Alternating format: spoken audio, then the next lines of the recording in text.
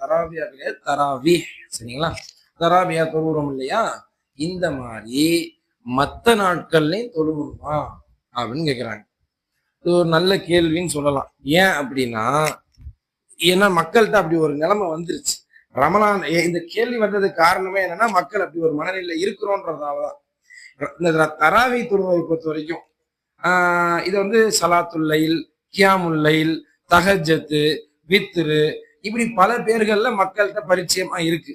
நம்ம அதை பத்தி ஒரு நாள் புரிய வைப்போம். வித்ருனா என்ன, தராவிஹ்னா என்ன, சலாத்துல்லைல்னா என்ன, கியாமுல்லைல்னா என்ன, தஹஜத்துனா என்ன, இப்படி இதெல்லாம் விளக்க வேண்டியது. ஏன்னா எப்படி பார்த்தாலும் எல்லாம் ஒண்ணுதான்.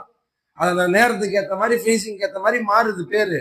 ஆனா அது நம்மள்ட்ட புரிதல்ல நிறைய குழப்பங்கள் நம்ம மக்கள்கிட்ட இருக்கு. அதை நம்ம ஒரு நாள் தெளிவுபடுத்துவோம். விஷயம் என்னன்னா, இரவு தொழுகையை பொறுத்த வரைக்கும் ரமலானிலும் ரமலான் அல்லாத காலத்திலும் ரசூல் ஸல்லல்லாஹு அலைஹி வஸல்லம் இப்படி நின்று தொழுதாதான் ஆயிஷா ரலியல்லாஹு அன்ஹா சொல்றாங்க. ரமலான்ல மட்டும் தொழுவதுன்னு சொல்லப்படலை. அப்ப ரமலான் அல்லாத காலத்திலும் தொழுவதுதான் முறை, அதுதான் சரி, அதுதான் சிறப்பு, அதுதான் நியாயம், அதுதான் மார்க்கம்.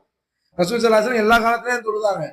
நாம தான் என்ன பண்றோம், அந்த ரமலான்ல மட்டும்தான் நமக்கு சக்தி வந்த மாதிரி இருக்குது, அந்த நேரத்துல நேரம் கிடைக்குது, அதனால ரமலான்ல மட்டும் தொழுதுட்டு போயிடுறோம். மற்ற யதார்த்தம் என்னன்னா, ரமலானிலும் ரமலான் அல்லாத காலத்திலும் தொழுவதுதான் சலாத்துல்லைல், கியாமுல்லைல், தராவி, வித்ரு, தஹஜத், இப்படி சொல்லப்படுகிற இந்த இரவு நேர தொழுகைகள்.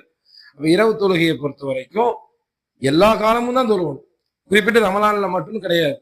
நம்ம பொதுவான காலங்கள்ல மொத்தமா 8+3 தொழுவ முடியலன்னா கூட குறைஞ்சபட்சம் ஒரு 3 ரக்காத்து வித்துரும், 1 ரக்காத்து வித்துரும், இதையாவது நம்ம ஒரு வழக்கமாக்கிக்கணும்.